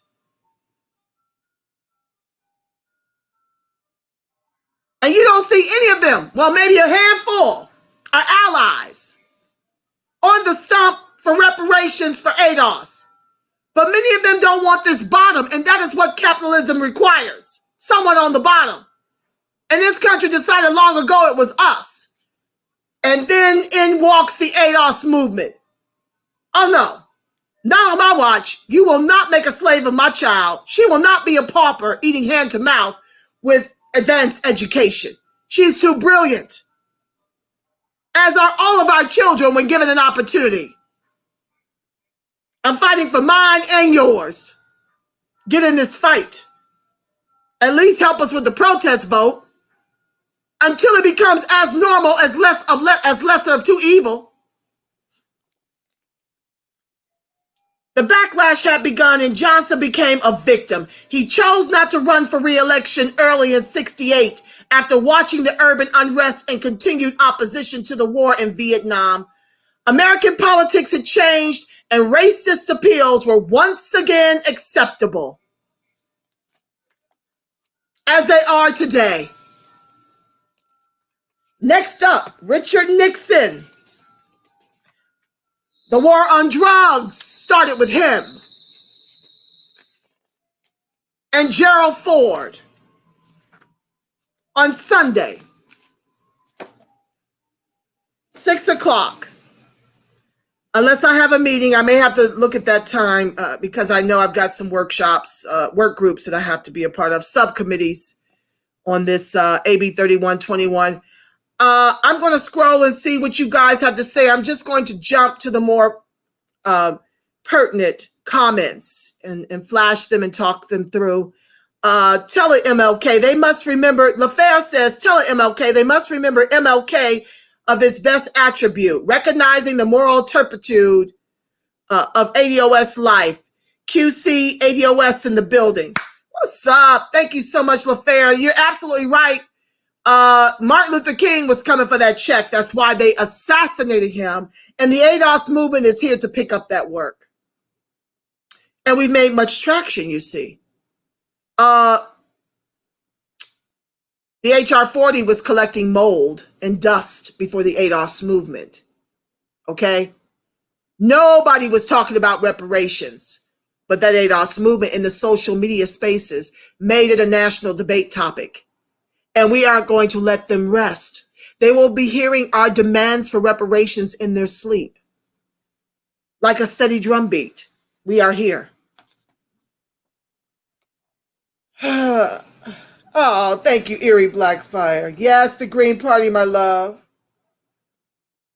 What is the LA ADOS family doing this weekend? I'm not sure what LA is doing this weekend. I know we've got a bunch of work groups on the AB 3121. We are pushing yes on Prop 16, which reinstates our affirmative action down here for ADOS. Our college admissions went down to, I think one of the sisters on one of the shows said she attended UC Berkeley. Of 400,000 students, we were 1% at UC Berkeley. So we're pushing for Prop 16 to pass. I'm with ADOS SoCal, but you know, it's all ADOS California. And so we're now in 3 different work groups pushing to make sure we're at the table for the reparations study AB 3121, that we're on the commission, that we have our new identification, our new ethnicity as ADOS.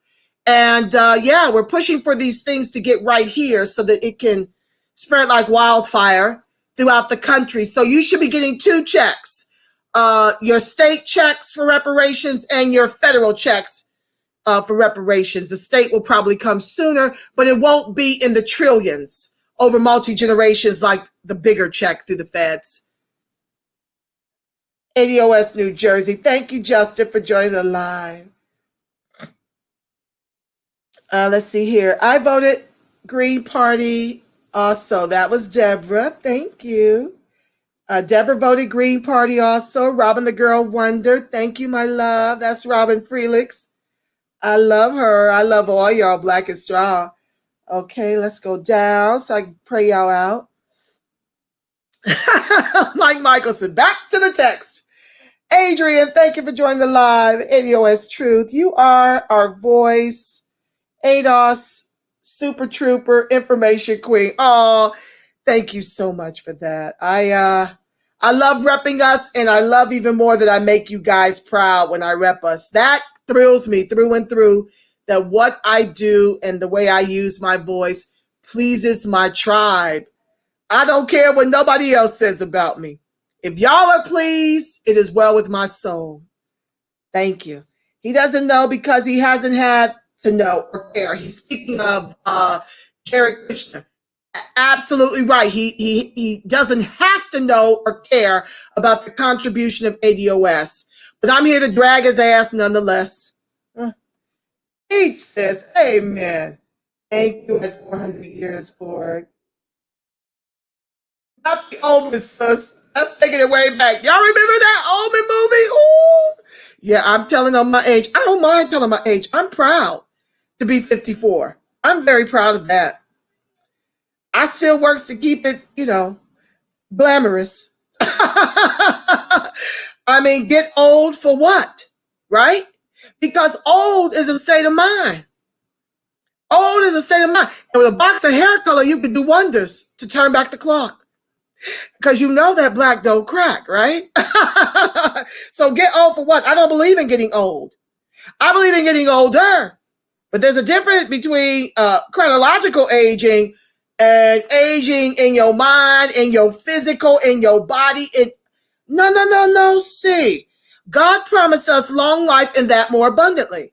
And I mean to have my share. Now, if you don't want your share, I'll take your share. But black don't crack. So we can live up to that. Take care of your mental, take care of your spiritual, take care of your temple. Mind, body, spirit. That's what I'm on.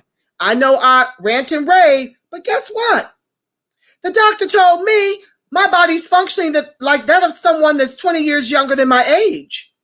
Because I rant and rave. I get it out. I cry it out. I jog it out. That's nothing going to sit in me and destroy me because it's all relative, family. Take care of you. If this begins, that's why I only go every other day. And I take my long little weekends because this is a lot. And so I find ways to preserve myself. Sometimes you got to come out of these social media spaces. They can be too much. They will age you. Okay? So anyway, back to the chat. S. Wiseman. Say hello to you, my love. Hey, Mark. Okay, y'all give me love. I love how you love. Oh, I love that black. I love that ADOS love. Unflattening blackness. ADOS love. ADOS and allies. The boomer aunts blame black men. The boomers have no one to blame but themselves. As they continue to go against the will of their young people. We're demanding a protest vote. Listen, I border boomer. I'm on the second best half of life like the other ones that are older than me. So I'm not trying to put anybody in the grave, but I'm here to tell you that my thumb is on the pulse of the millennials and the Gen Zs and the Gen X. That's where I'm forward thinking. So when I demand a protest vote, it is to protect the ones behind me. That's what all this work is about right now. Making sure they are American before I leave here. And each of us has got to move that football down to the touchdown until it gets there. Okay. AJ, I got to reach out to her. And you'll have all the good guests. I do my best. Oh, yes, I do. I got to find that AJ Brooks. I'm going to look her up as soon as I'm done with this show. I don't know how to do a watch party on your vids anymore, Angela. You know what, Donna? They have shut me down from doing watch parties too. I don't know what is going on, but they will not allow me to do watch parties of my own shows anymore. All I can do is say, join me over at YouTube because, I need another tissue, y'all. The struggle is real. Mama's hot. I don't understand why they have shut me down, but Facebook messes with me often. You really want to make sure you subscribe to my YouTube, Friends of ADOS TV, and you can copy and paste the links, but they have shut down my ability to do watch parties because I'm telling too much truth, and they don't like it. They're constantly messing with my posts, blocking my posts, putting me in jail. Sometimes you'll see me disappear for a few days. It is what it is. I'm going to keep speaking truth to power.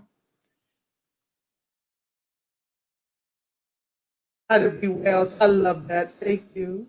AJ Brooks. Chile. Oh, Robin, thank you. Yeah, she got her Twitter. Y'all tell her, Angela Nirvana from Friends of ADOS TV.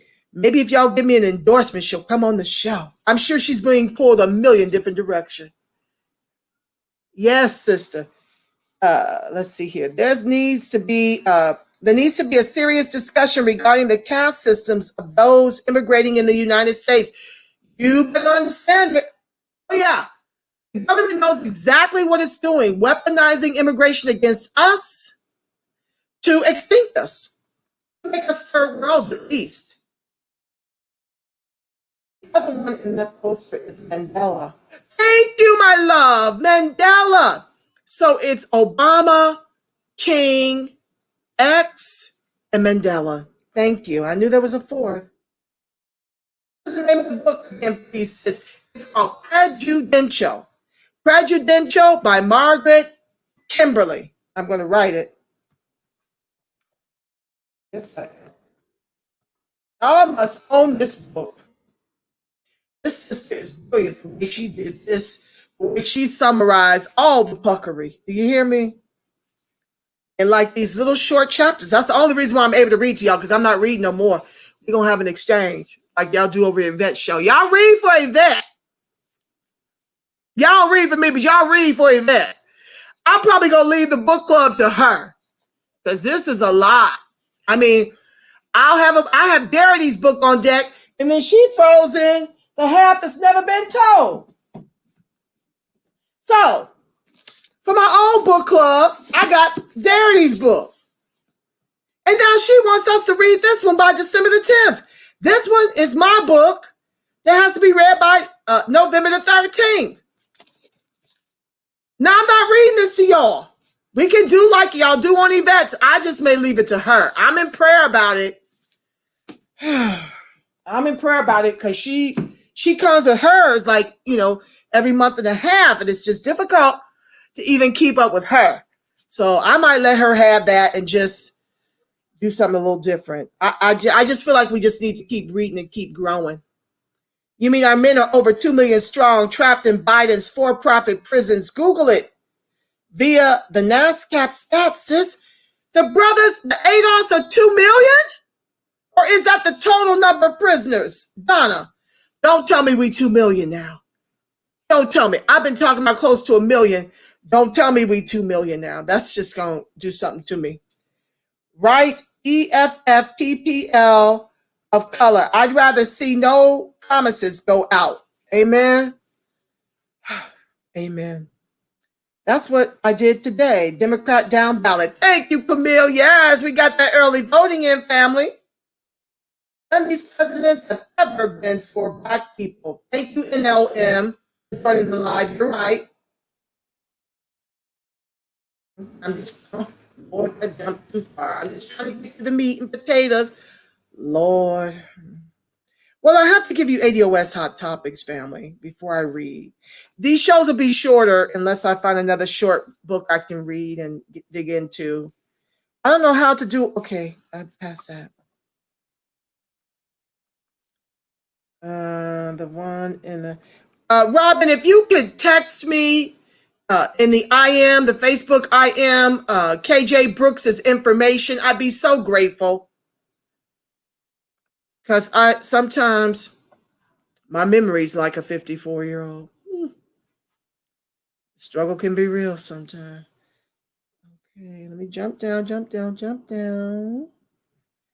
Debonair 1, thank you for joining the live, my love. Nothing new under the sun. ADOS, not continuing down the same road. That's insanity. You're right, my love. Nicole says exactly. It's so sad. Same exact thing going on in 2020, and we still talking about just vote. It's going to fix everything. It's insane. Insanity is doing the same thing over and over again and expecting a different result. Post-traumatic slave syndrome is real. The Black Boy, hey, Angela. Oh, thank you, my love. Peace, Trey X, thank you. I love y'all. We almost done.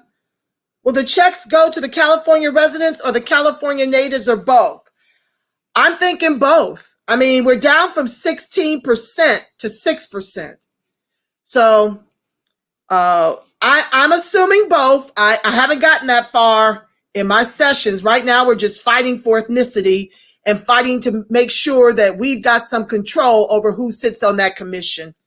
It's a huge undertaking. Oh, great, Deborah. Just ordered Prejudicial. Good for you. Yes, you're going to love having that one in your library. Debonair 1, make sure they are American before I leave here. That's a powerful, unselfish statement, sis. Absolutely. Oh, yes. That's what we're all doing. You guys are over here getting the education. It's infectious, right? All of us are in this fight. What Facebook shut you down? Nicole, she's speaking to not being able to do watch parties of my shows anymore.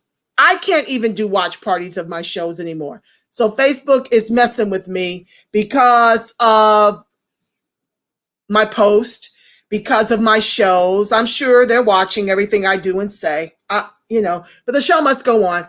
Make sure you subscribe to me over at YouTube in case I get shut down from there, like indefinitely. I'm not fighting to be any place I'm not wanted. We've got to get a Black social media page. As a matter of fact, I think Ice Cube is working on something like that.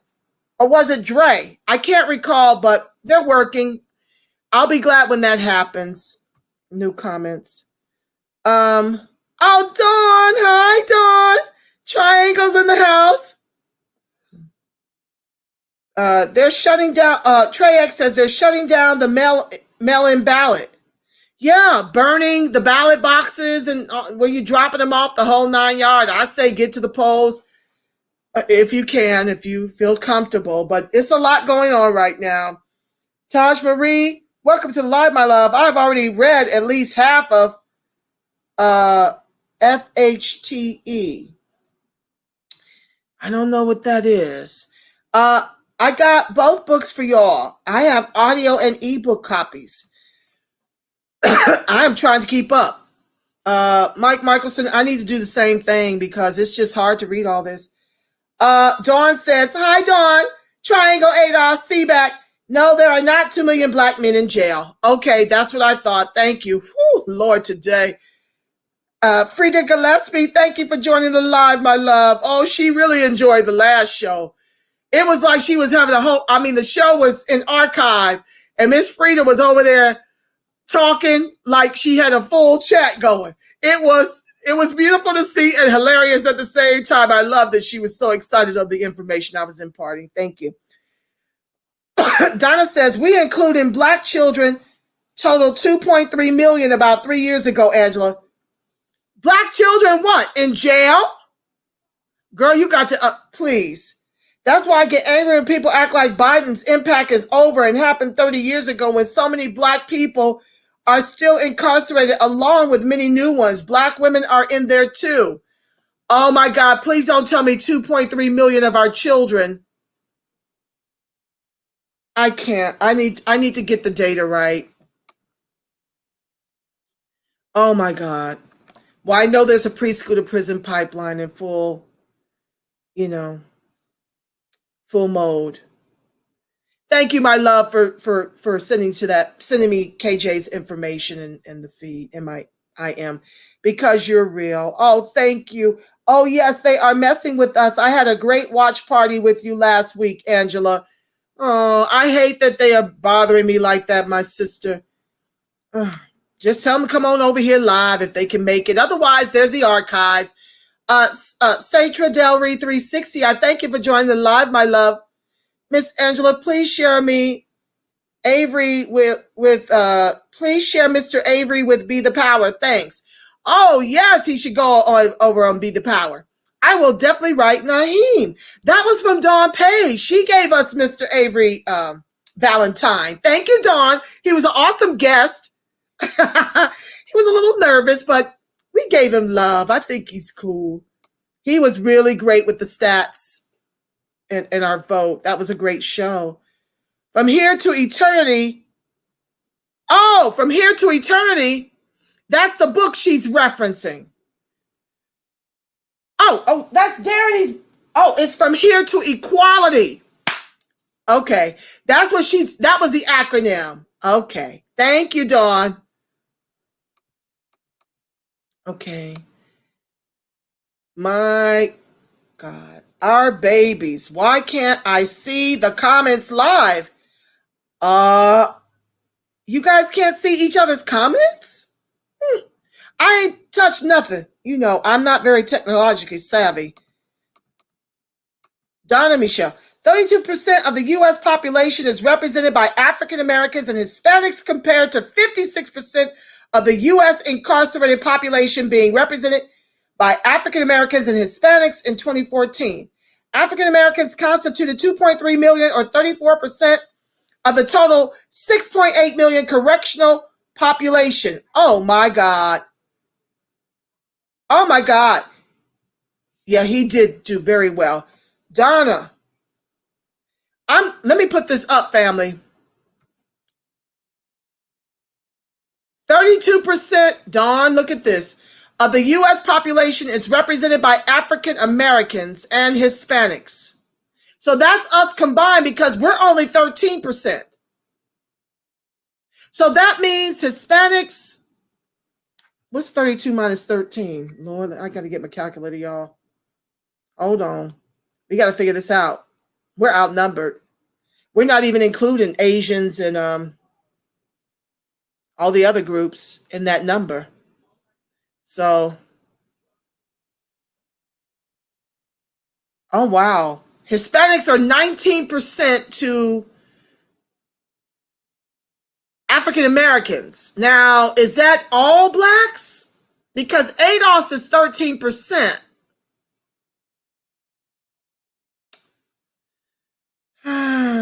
Compared to 56% of the U.S. incarcerated population being represented by African Americans and Hispanics.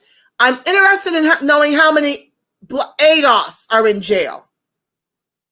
In 2014, African Americans constituted 2.3 million or 34% of the total 6.8 million correctional population. Oh my God. Yeah. Okay, so the 2.3 million is including men, women, and children?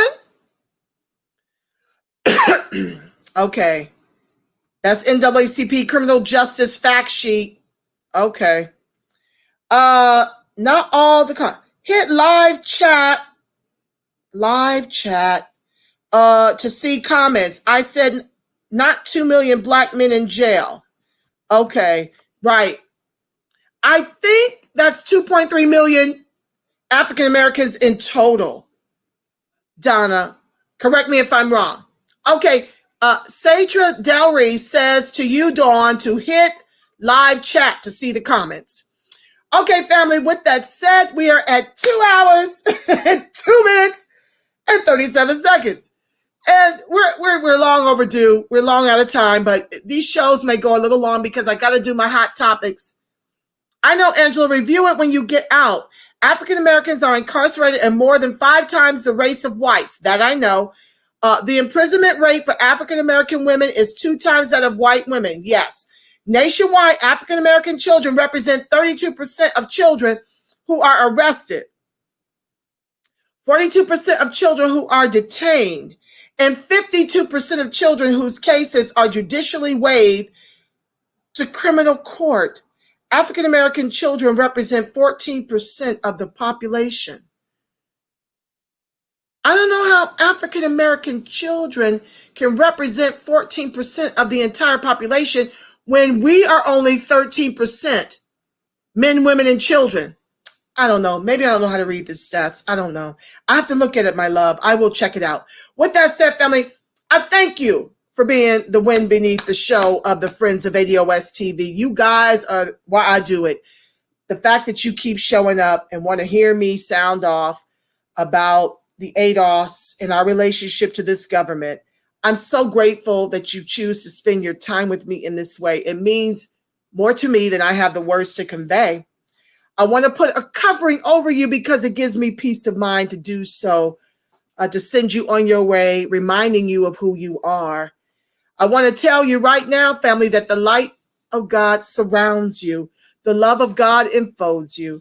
The power of God protects you, and the presence of God watches over you. wherever ADOS and its allies are. God truly is, because, family, you are the face of God. You are the voice of God. You are the body temple of the Spirit of the living God. Until Sunday, family, you go out here in these streets and you act like you know who you are, and you make it a beautiful, God-inspired rest of your evening and next few days until Sunday around 6 or 7 p.m. when we meet again for more presidential and ADOS hot topics. I love you, Black family. I love you strong. Bye, family. Peace.